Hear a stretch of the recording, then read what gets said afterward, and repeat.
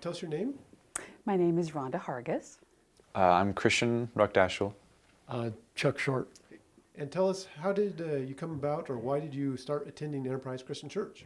Well, we moved here from John Day, and we made a commitment to search churches out and make sure that we checked, attended several times before we made a decision, and then we finally decided on Enterprise Christian because of the people and the solid teaching.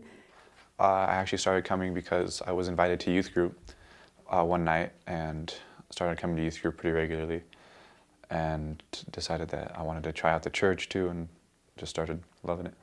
Well, I was an alcoholic for 22 years, and I crashed and burned, lost my job, career, crawled into bed, spent 2 weeks in bed, went through DTs and woke up many times soaking wet.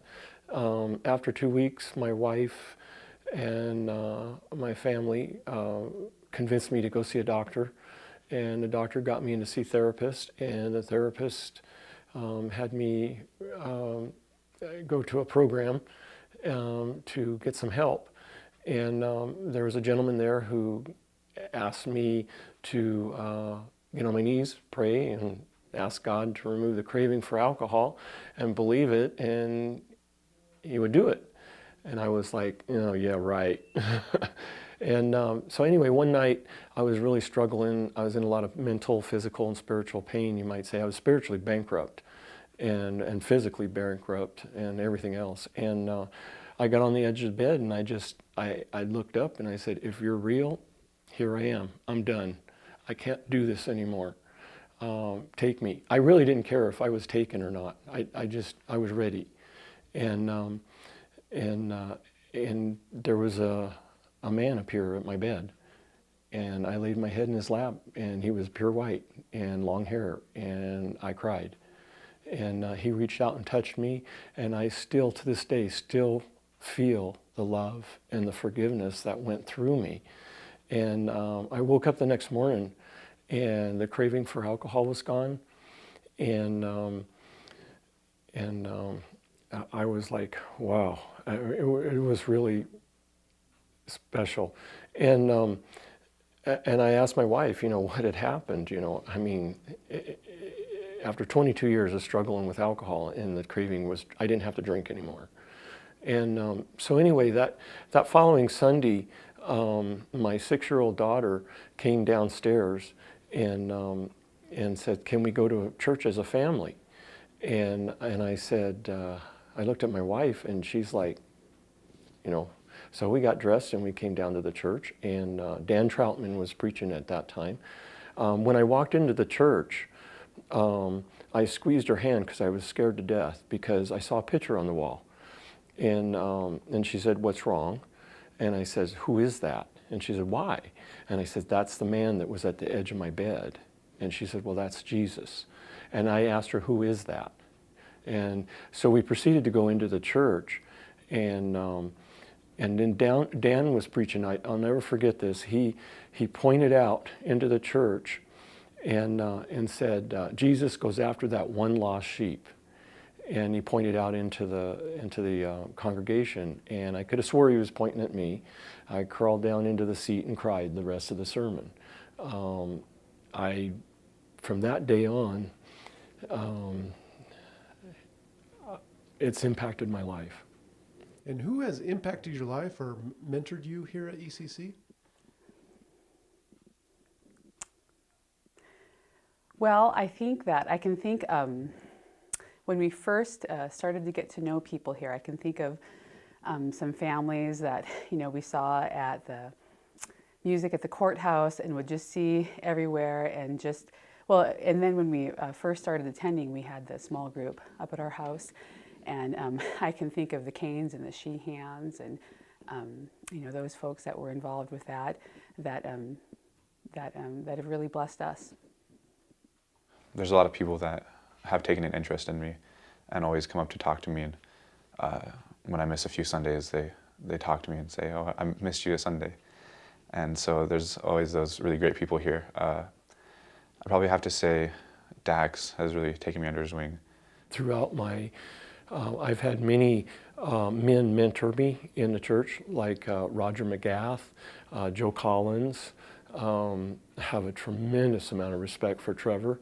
I learn from watching him and listening to him. I really enjoy that. And there's been many others. And how has your experience here at church affected or shaped your spiritual life? Well, I think that from the get-go, it was really pretty wonderful to hear from the pulpit the importance of Sunday school and just the challenging messages that Pastor Dave shares. I think that there is very seldom a sermon I walk away from where I don't think, wow, I really need to work on that, or I really need to improve that or change that in my life. My experience here at church has shaped my spiritual life because being a part of the congregation and being a part of youth group, I've been able to go to different camps and youth conferences that have really impacted me. Like at Cove Christian Camp, that's where I decided that I really wanted to be a youth pastor. And then at CIY youth conferences, when I wanted to take on the challenge to do a fundraiser for a church plant in India. My purpose in life now is to be of service and to share my experience, strength, and hope with alcoholics who suffer and try and help and be of service. That's my calling. And is there anything else that you'd like to add or share? Well, I think that as I was thinking about sharing this, I was thinking back to just like our early experiences and just the kindness that people showed. I mean, I remember women in the women's ministry inviting me out to lunch and making a point of making me feel welcome. And of course, when we had our girls, that was such a blessing to, as a new family to the community and a new family to the congregation, that such a large group of women would care about us and be so generous with us. And then I also think about the work that I've been able to, what I've been able to help with the junior high and the senior high youth groups. I mean, that's been a blessing to be able to be involved in the lives of young women in their junior high and senior high years and help them as they grow their faith, and some of them as they come to know Jesus. That's just been a blessing. ECC has really helped me in a number of ways. Like I said, they've become really welcoming to me, and even as I was a younger kid, they started talking to me and seeing how I was doing in just my little kid life. And also how generous they've been to me during my youth or my fundraiser for India. I held the dinner at the church, and there was so many people from our church that showed up or donated to help me in so many ways that I couldn't have done it without them. And I ended up $200 over my $2,000 limit, or my $2,000 goal, and so that was just amazing. And what did you do this last weekend as a result of that? Well, I went to Tulsa to be kind of interviewed in the same kind of way and talk about my story of doing that fundraiser. And when I heard that I got chosen, I was super excited. And they said that once I got to Tulsa, everything would be taken care of, and they would pay for my food and everything. But getting there was my own. That's what I have to do. So. But the church just helped me so much and instantly took up an offering at a pancake feed that was going on for something else, and just put my box out there. And I got completely paid for there and back, and it was really great. I've built up so much gratitude. I hate missing a church sermon. I hate missing fellowship. The fellowship is so strong and so important to me. sometimes I don't even know how to put things into words. And is there anything else you'd like to share? Well, just about this new church, I'm super excited for it. I think that it's going to open up a lot of opportunities for youth coming up with the bigger area for us to use in our own classrooms, and that's going to really affect like the kids coming up and the future of the church today.